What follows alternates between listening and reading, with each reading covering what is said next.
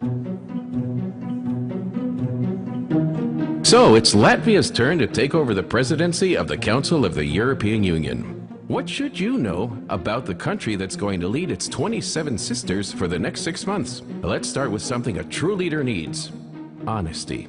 So here it is. Your next leader is flat in the landscape, quiet in temper, cold in temperature, and small in size. Small is not a bad thing. It means that we are used to looking at things more closely.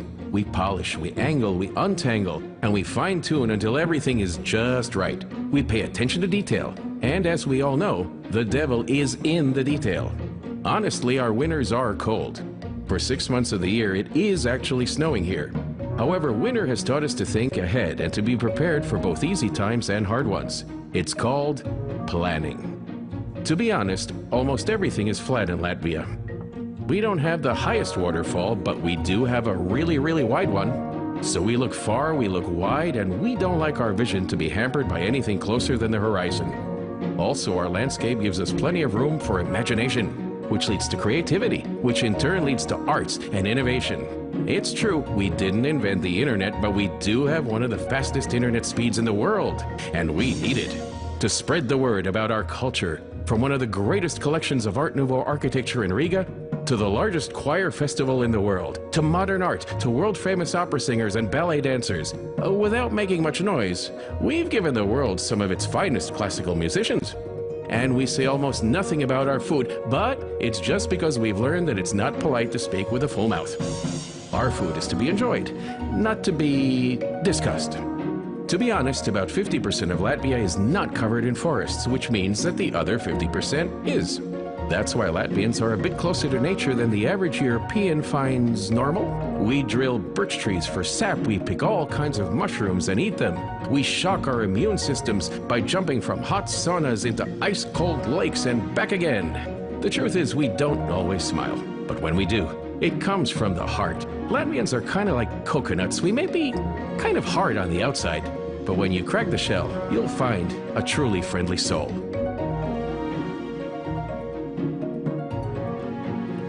Pleased to meet you, honestly.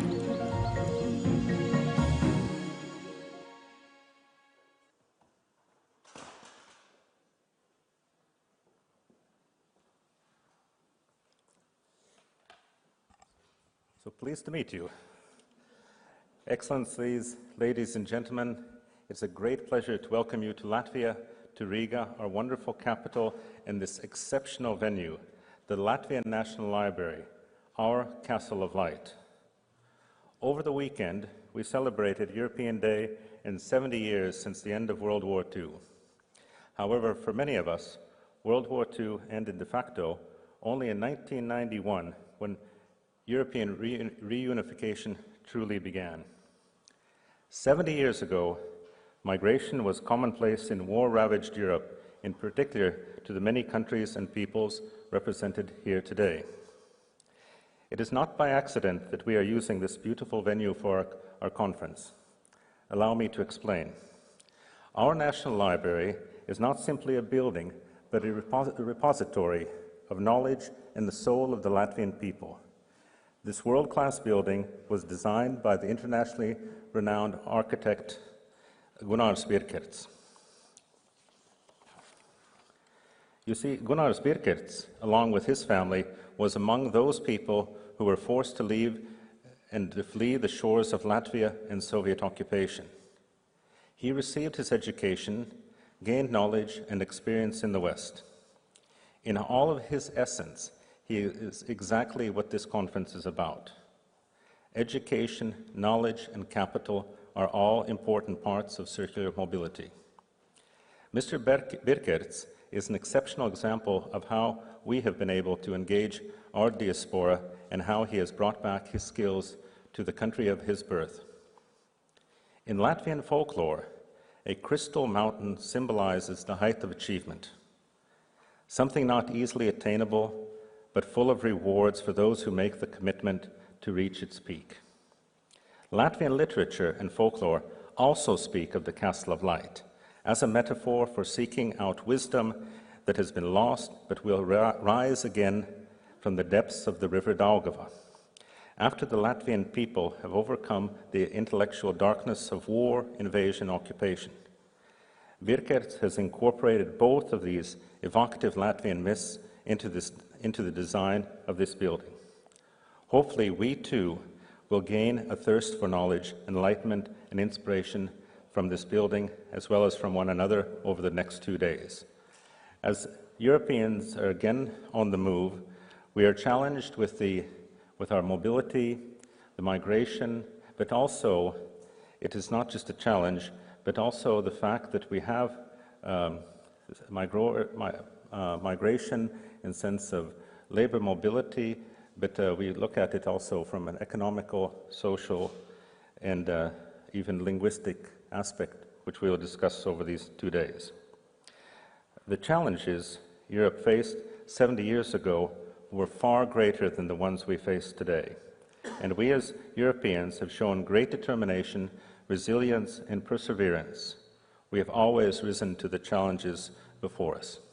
Ladies and gentlemen, on behalf of the Ministry of Foreign Affairs, in cooperation with the NGO Europeans throughout the world, the Latvian Institute of International Affairs, and the European Latvian Association.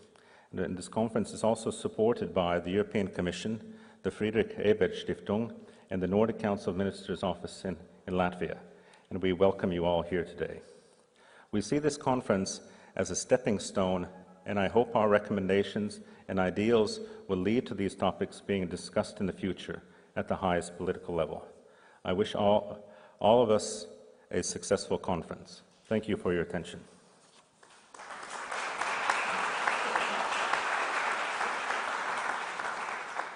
Now, allow me to welcome Dr. Šteinbuka, Head of the Representation of the European Commission in Latvia.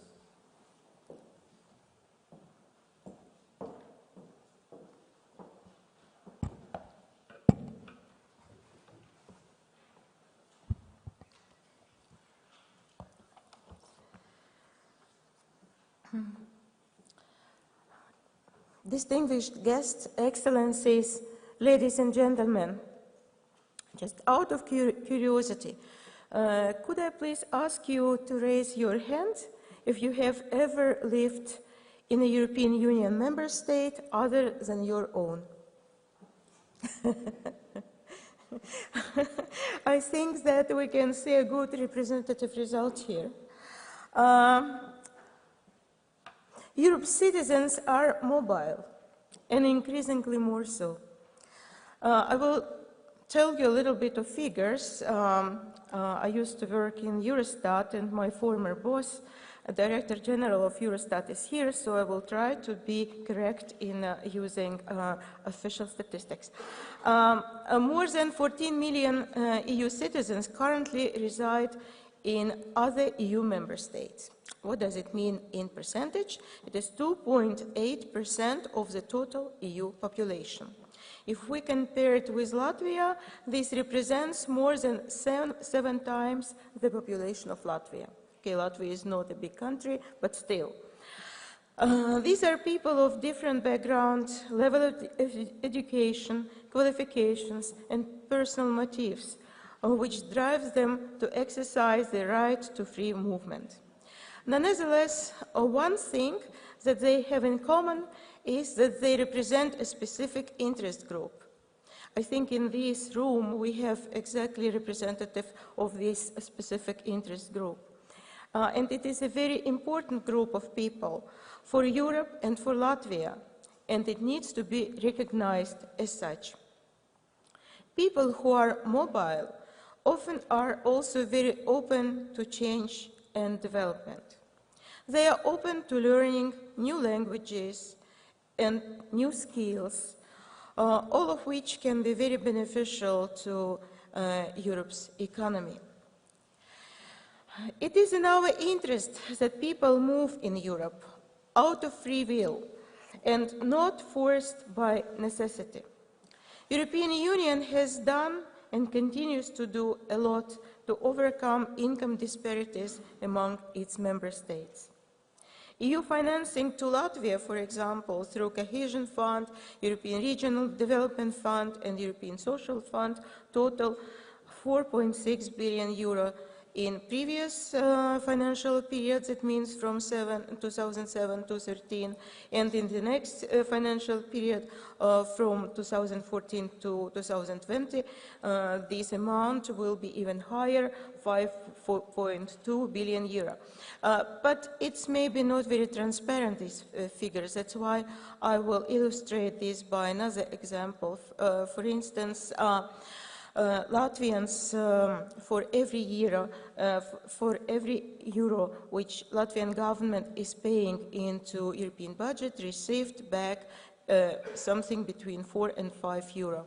Or I can give you another illustration.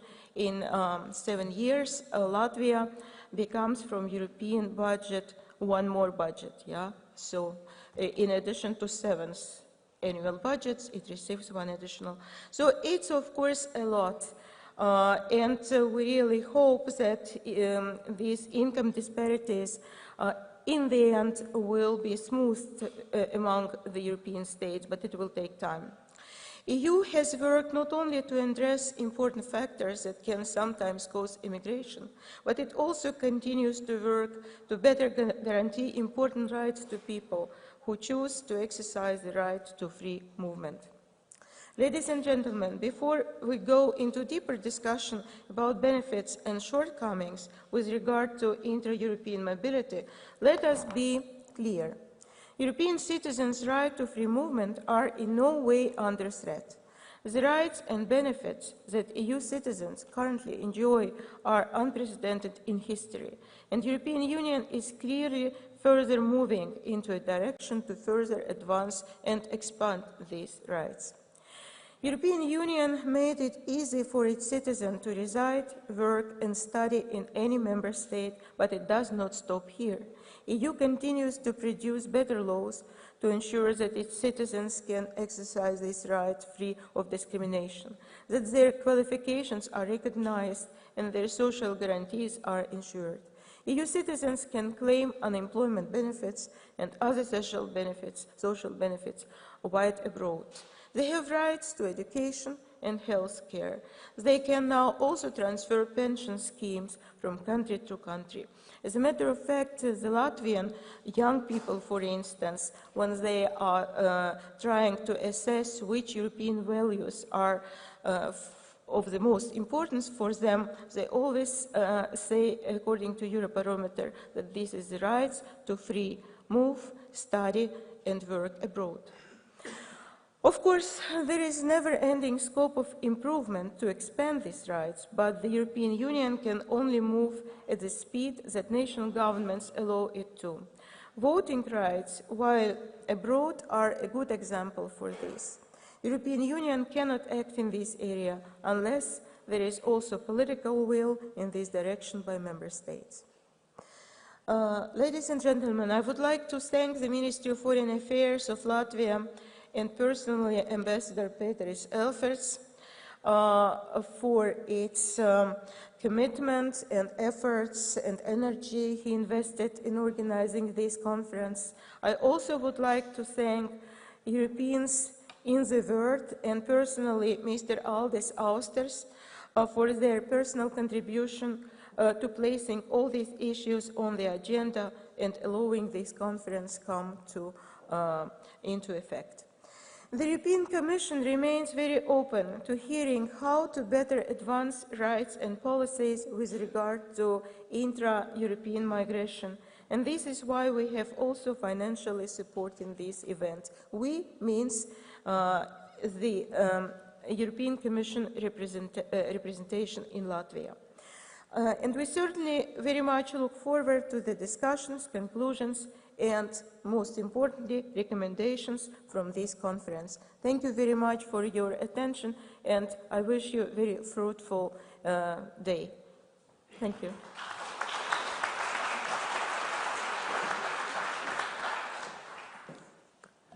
Now, to complete our opening session, I'd like to ask Rihards Kols, member of our Parliament and the Parliamentary Secretary of our Prime Minister, Mrs. Šteinbuka, to take the floor. He is a prime example of circular mobility. He's received his education abroad, and now he's putting his education forward in the Parliament and government. We welcome Mr. Rihards Kols.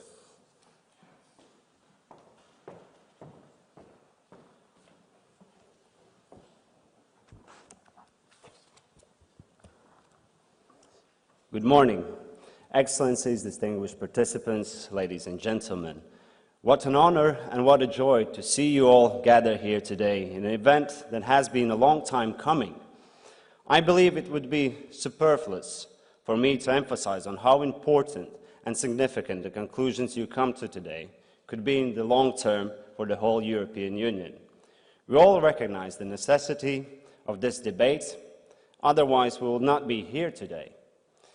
I find particularly fitting to start with remarking the fact that we, Latvians, are no strangers to migration, and there are Latvian diaspora communities on nearly all continents of this planet. There's even a book title stating the well-known truth: Latvians are everywhere. And proportionally, Latvia has one of the largest diaspora among EU member states. I'm no exception myself, but rather a living example of our everywhereness.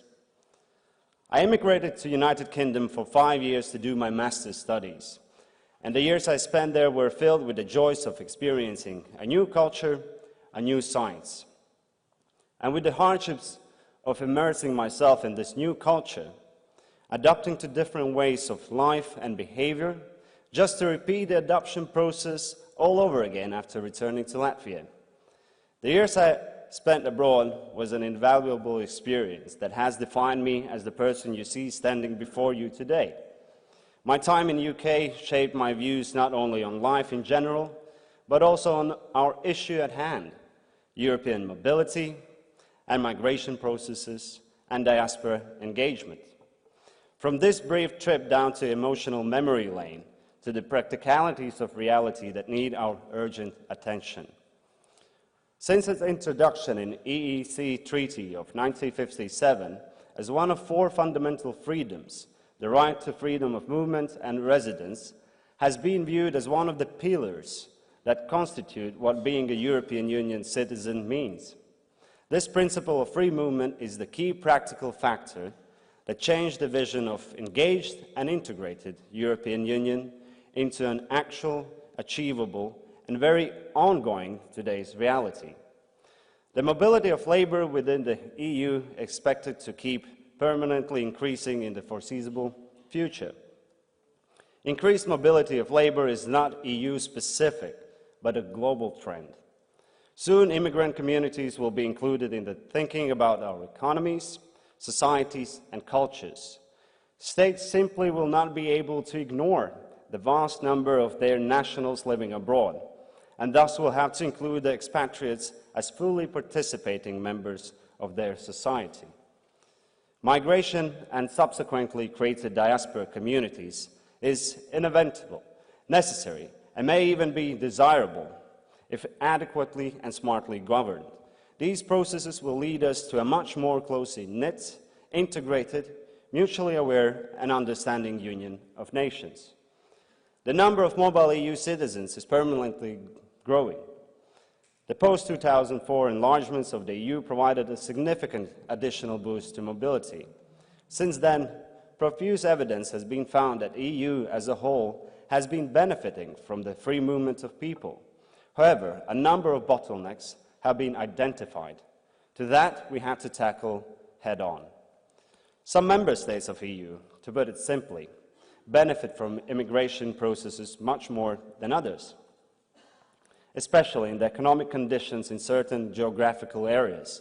Brain drain, brain waste, and loss of young people has been unavoidable. Oftentimes, highly educated young minds find themselves emigrating in search of experience and welfare, only to find that their academic or professional qualification are not held to the same high regard as the same level qualification gained in the host country, thus making these bright, prospective young people, physicists, historians, biologists, and others, take jobs well below their qualification level. For the host country, it is an easy, cheap way how to fill the lower wage and positions in the market. For the individual, it signifies a drastic loss in perspective and future career opportunities, and thus, for the country of origin, this practice over time might create a lost generation. It is essential that the EU lays the foundation for a consistent and comprehensive European policy integrating all aspects related to European citizens' mobility and migration, including also economic, social, political, and cultural implications. From establishing non-discriminatory principles in the labour market to digitalizing our data, to establishing support systems for EU nationals both in everyday life and individual crisis situations. A strategic and need-based EU-level policy is a requirement to finally be able to address the genuine concerns of the immigrant communities.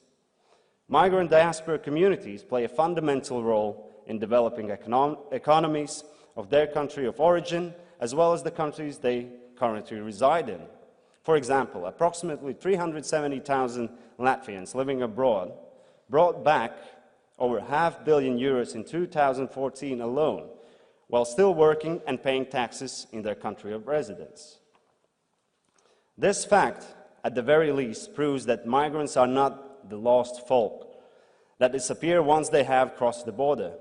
They retain close ties with their country of origin, are invested in both their families back home, and are active participants of the country's economy. The connections are strong and multi-layered, whether it's diaspora charities giving out support to those in need, or individuals personally contributing through remittances, or diaspora entrepreneurs, academics, and bright minds returning home to help stimulate science, the arts, to create jobs, or invest themselves into the public service. The benefits all communities receive from diaspora are irreplaceable and at times life-changing. In today's digital age, losing touch with people wherever they are can only be a decision, not an unfortunate event due to unforeseen circumstances. The ties do not disappear, and I'm absolutely certain that Latvians are not exception to the rule this time. Diaspora communities tend to have one thing in common: a close connection to their homeland while still being fully integrated in their host country. Some will return. Some plan to return. Some might never return. It is their decision. But it is our duty to ensure that diaspora communities have the necessary support and information for whatever they choose to do, and if they choose to repatriate, they have at their disposal all the necessary support systems and are not deterred from returning home by unnecessary bureaucratic obstacles. One of Latvian presidency's main targets is the implementation of Digital Europe strategy. The creation of a single digital market will bring us significant benefits in the economic, political, and socio-economic processes, and simultaneously help us all start approaching the Europe 2020 goal of an engaged and innovative Europe. By taking this step and developing the Digital Europe network via the facilitation of services digitally and thus transnationally, like making it possible to register my company online, recognizing educational and professional documents EU-wide, making medical history sharing instantaneous rather than the heavy, burdensome process it is now. And we will go a long way in solving a lot of the issues migrants have been facing for years. It is our responsibility to create policies and programs that support diaspora communities in every way necessary and thus maximize their positive impact. The policies we develop need to be as flexible as possible to include not only needs of established diaspora communities, but also those who decide against joining the established migrant communities when moving abroad. They are alone and they need support mechanisms and all the information and support we can give them. It is important to remember that qualitative diaspora engagement is a process, not an outcome. It will not happen automatically, and we must work at it. It has to be a two-way street. And diasporas are not homogeneous. One-fits-all approach will not and cannot work. A range of different strategies and approaches is required. We need to be even more attentive and responsive to the issues and concerns that are voiced by these communities, and base our policies on qualitative information and knowledge that is gained from honest communication. We have found ourselves in the middle of a melting pot of peoples moving around the European Union in search for new opportunities, experiences, or dreams. This constant movement is a fact of life and will continue to impact our lives. I believe that it deepens our European integration as a whole. There is no better way to understand other cultures than to live next door to them. We share our culture and take in others. This truly is an exciting time, welcoming back our repatriating citizens, gathering the experiences of those still living abroad. We are all Homo mobilis, and I wish you, firstly, exciting journeys and experiences while enjoying this ride. I sincerely wish you challenging and fruitful discussion in this very timely and important conference, and I'm sure that we will find answers that we never thought we ever would. Thank you very much.